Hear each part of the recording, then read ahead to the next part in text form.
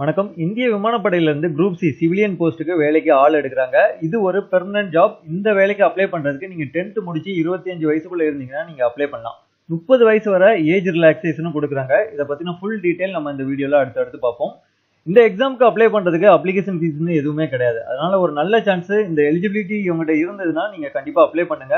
உங்களுக்கு தெரிஞ்சவங்க யாராவது இந்த எலிஜிபிலிட்டியில இருந்தாலும் அவங்களுக்கு இந்த வீடியோவை ஷேர் பண்ணுங்க. இந்த ரெக்ரூட்மெண்ட்ல மொத்தமா 153 காலி பணியிடங்கள் இருக்கு.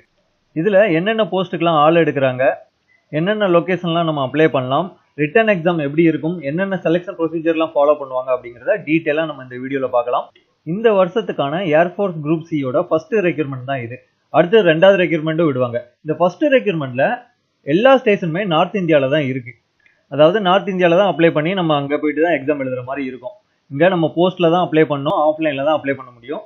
அப்ளிகேஷன் ஸ்டார்ட் ஆயிட்டு மே 17 நீங்க அப்ளை பண்ணலாம். கடைசி தேதி ஜூன் 15. இந்த ரெக்ரூட்மெண்ட்ல நிறைய பதவிகளுக்கு ஆள் எடுக்கிறாங்க. இப்போ லோவர் டிவிஷனல் கிளர்க்னு எடுத்துக்கிட்டீங்கன்னா மேற்கு வங்கம் வெஸ்ட் பெங்கால்ல பனாகர் ஏர்ஃபோர்ஸ் ஸ்டேஷன்ல 10 காலி பணியிடங்கள் இருக்கு. எம்டிஎஸ் போஸ்ட்டுக்கு 53 காலி பணியிடங்கள் இருக்கு. இப்படி ஒவ்வொரு ஏர்ஃபோர்ஸ் ஸ்டேஷன்லயும் எவ்வளவு வேகன்சி இருக்கு அப்படிங்கறத அவங்க டீட்டெயிலா கொடுத்துருக்காங்க. மொத்தமா 153 வேகன்சி. சேலரி டீட்டெயிலை பொறுத்தவரை 7th பே கமிஷன் படி தான் உங்களுக்கு சம்பளம் கொடுப்பாங்க. லெவல் 1 அண்ட் லெவல் 2 போஸ்ட்டுக்கு தான் ஆள் எடுக்கிறாங்க. வயது வரம்பை பொறுத்தவரை ஜென்ரல் கேட்டகரிக்கு 18 to 25 வயசுக்குள்ள இருக்கணும். இதே இது ஓபிசி கேட்டகரியா இருந்தீங்கன்னா 3 வருஷம் ஏஜ் ரிலாக்ஸேஷன் கொடுக்குறாங்க. அப்போ 28 வயசு வரை நீங்க அப்ளை பண்ணிக்கலாம். எஸ்சி எஸ்டி கேண்டிடேட்ஸுக்கு 5 வருடம் ஏஜ் ரிலாக்ஸேஷன் கொடுக்குறாங்க. 30 வயசு வரை அவங்க அப்ளை பண்ணிக்கலாம். மாற்றுத்திறனாளி மாணவர்களும் இதுல சில போஸ்ட் அப்ளை பண்ணலாம். இப்போ பிடபிள்யூடி கேண்டிடேட்ஸுக்கு 10 ஆண்டுகள் ஏஜ் ரிலாக்ஸேஷன் கொடுக்குறாங்க.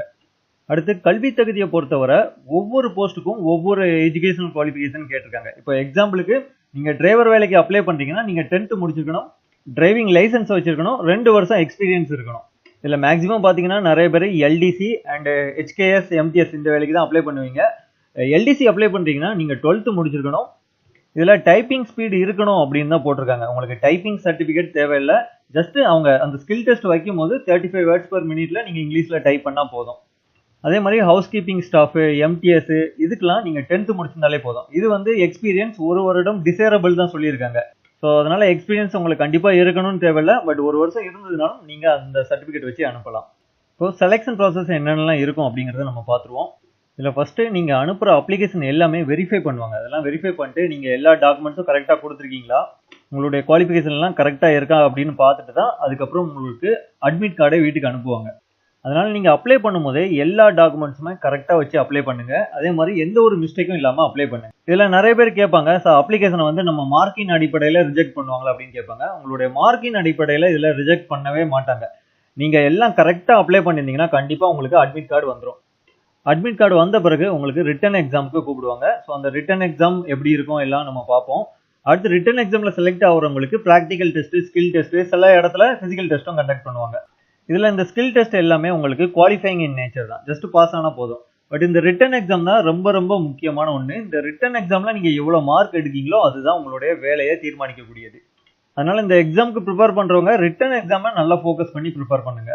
ஏர்ஃபோர்ஸ் குரூப் சியோட எழுத்து தேர்வுக்கு எப்படி தயாராகணும் அப்படின்னு நம்ம ஏற்கனவே வீடியோ போட்டிருக்கோம். இந்த வீடியோ ஃபுல்லா பாருங்க. உங்களுக்கு எப்படி படிக்கணும் அப்படிங்கிற ஒரு ஐடியா கிடைக்கும். என்னென்ன டாபிக்ஸ், என்னென்ன சிலபஸ் எல்லாமே இதுல நான் டீட்டெயிலா எக்ஸ்பிளைன் பண்ணியிருக்கேன். ரிட்டன் எக்ஸாமுக்கான வீடியோ, இந்த ரெக்ரூட்மெண்ட் பார்த்தீங்கன்னா ஃபுல் டீட்டெயில் எல்லாமே தமிழ்ல எக்ஸ்பிளைன் பண்ணி இந்த வெப்பேஜ்ல கொடுத்துருக்கேன். இந்த வெப்பேஜோட லிங்க் இப்போ நீங்க பாக்குற இந்த வீடியோ கீழே டிஸ்கிரிப்ஷன்ல லிங்கா கொடுத்துருக்கேன். அந்த லிங்கை கிளிக் பண்ணி இந்த வெப்பேஜ் வந்து ஃபுல் டீட்டெயிலையும் தெரிஞ்சுக்கோங்க. இந்த வீடியோஸையும் நீங்க பாத்துக்கோங்க. அடுத்து எப்படி அப்ளை பண்றது, அப்ளிகேஷன் ப்ராசஸ் பத்தி பாத்துறோம். இதுல உங்களுக்கு அப்ளிகேஷன் ஃபீஸ்னு எதுவுமே கிடையாது. இவங்க இந்த நோட்டிபிகேஷன் ரிலீஸ் பண்ண டேட்னு பாத்தீங்கன்னா மே 17 எம்ப்ளாய்மெண்ட் நியூஸ்ல ரிலீஸ் பண்ணிருக்காங்க.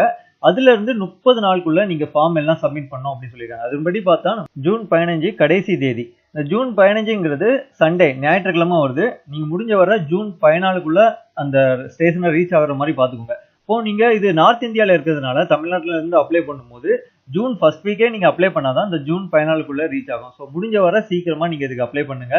இந்த ரெக்ரூட்மெண்ட்டுக்கு எப்படி அப்ளை பண்ணணும்னு நம்ம ஏற்கனவே வீடியோ போட்டிருக்கோம். இது வந்து 2024 நம்ம பப்ளிஷ் பண்ண ஒரு வீடியோ தான். ஸோ இதை பார்த்தே நீங்க அப்படியே அப்ளை பண்ணிக்கலாம். இந்த வீடியோ பார்த்து நீங்க அப்ளை பண்ணும்போது சின்ன சின்ன சேஞ்சஸ் தான் வரும். இப்போ வந்து ஏர்ஃபோர்ஸ் ஸ்டேஷன்ல சின்ன மாறுதல்கள் வரும். எந்த ஏர்ஃபோர்ஸ் ஸ்டேஷன் அப்ளை பண்றீங்களோ அந்த ஸ்டேஷனோட அட்ரஸ் கொடுக்கணும். அதே மாதிரி லாஸ்ட் டேட் வந்து சேஞ்ச் ஆகும். லாஸ்ட் டேட்டுக்கு வந்து இங்க ஏஜ் கால்குலேட்டர் கொடுத்துருக்கேன்னா இதை கிளிக் பண்ணுங்க.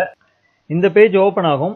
இதில் உங்களுடைய டேட் ஆஃப் பர்த்தை இங்கே கொடுங்க. இதில் லாஸ்ட் டேட் ஜூன் 15 அப்படின்னு கொடுத்து கால்குலேட் ஏஜ் கொடுத்தீங்கன்னா எவ்வளோ வருஷம், எவ்வளோ மாதம், எவ்வளோ நாட்கள் அப்படிங்கிறத வந்துடும். அதை நீங்கள் ஃபார்மில் இதை ஒன்று நீங்கள் சேஞ்ச் பண்ணணும். அடுத்து அப்ளிகேஷன் ஃபார்முக்கான பிடிஎஃப் நான் இதிலே கொடுத்துருக்கேன். இந்த பட்டனை நீங்கள் கிளிக் பண்ணிங்கன்னா அப்ளிகேஷன் ஃபார்ம் உங்களுக்கு டவுன்லோட் ஆயிரும். அதை டவுன்லோட் பண்ணி பிரிண்ட் எடுத்து வச்சு நம்ம இந்த வீடியோவில் சொல்லியிருக்கிற மாதிரி எந்த ஒரு மிஸ்டேக்கும் இல்லாமல் நீங்கள் அப்ளை பண்ணுங்கள். அதே மாதிரி அப்ளை பண்ணும்போது ரொம்ப கேர்ஃபுல்லாக நம்ம வீடியோவில் என்ன சொல்லியிருக்கோமோ அந்த இன்ஸ்ட்ரக்ஷனை ஃபாலோ பண்ணி நீங்கள் அப்ளை பண்ணுங்கள். அதே மாதிரி நிறைய பேர் லாஸ்ட்டாக பண்ண மிஸ்டேக் என்னன்னா, ஸ்டாம்ப் ஓட்டாமல் நிறைய பேர் அனுப்பிட்டாங்க. அதாவது நீங்கள் செல்ஃப் அட்ரஸ் என்வலோப்னு ஒன்று உண்டு, அதை நீங்கள் அப்ளை வீடியோவில் நான் சொல்லியிருப்பேன். அந்த செல்ஃப் அட்ரஸ்டு என்வலோப்பில் நீங்கள் கண்டிப்பாக 10 ரூபா ஸ்டாம்ப் ஒட்டுனா தான் அந்த ஸ்டாம்ப் ஒட்டுனதுனால அங்கேருந்து நம்மளுக்கு அட்மிட் கார்டு வீட்டுக்கு வரும். இதை ஒட்டலாட்டி உங்களுக்கு அட்மிட் கார்டு வீட்டுக்கு வராது. ஸோ இந்த மிஸ்டேக்கை நீங்கள் பண்ணிடாதீங்க. கொஞ்சம் கேர்ஃபுல்லாக நீங்கள் அப்ளை பண்ணுங்கள். இந்த ரெக்யூர்மெண்ட்டுக்கான நோட்டிஃபிகேஷன் பிடிஎஃப்பும் இந்த வெப்பேஜ்லேயே நான் கொடுத்துருக்கேன். ஃபஸ்ட்டு இதை டவுன்லோட் பண்ணி எந்தெந்த ஸ்டேஷனில் எவ்வளோ வேகன்சி இருக்குது, நமக்கு தகுதியான போஸ்ட் எந்த ஸ்டேஷனில் இருக்கோ அந்த ஸ்டேஷனில் நீங்கள் அப்ளை பண்ணுங்கள். நீங்கள் எந்த ஸ்டேஷனுக்கு அப்ளை பண்ண போகிறீங்களோ அந்த ஸ்டேஷனோட அட்ரஸ் தான் நீங்கள் கொடுக்கணும். இப்போ போஸ்டல் அட்ரஸ் நீங்கள் கொடுத்துருக்காங்களா, வெஸ்ட் பெங்காலில் நீங்கள் அப்ளை பண்ண போகிறீங்கன்னா இந்த address air officer commanding air force station Arjan Singh Panagarh West Bengal, இந்த அட்ரஸை நீங்கள் கொடுத்தா அந்த ஸ்டேஷனுக்கு போயிடும். அங்கேருந்து உங்களுக்கு அட்மிட் கார்டை அனுப்புவாங்க.